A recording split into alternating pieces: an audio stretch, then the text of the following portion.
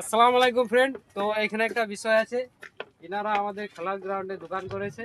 তো দোকানের সিস্টেমটা দেখো, সামনে হ্যান্ড গ্লাস লেয় নাই, ওই মালটাকে দেখো, ওই মালটা আবার এরকম করে নাকে হাত দিলে যে পেঁয়াজ গুলো কাটছিল এটা অন পেঁয়াজটা আবার ধুই নাই, পেঁয়াজটা দেখা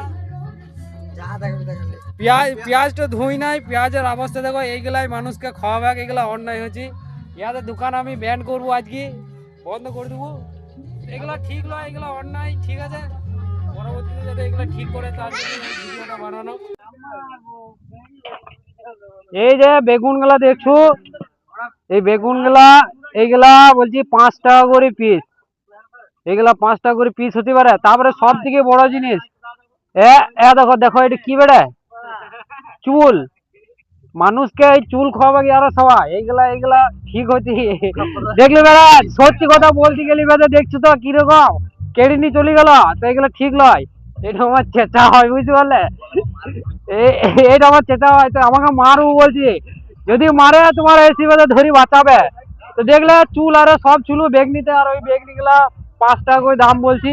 তো এগুলো একদম অন্যায়। তো এগুলো বিচার করা যাক।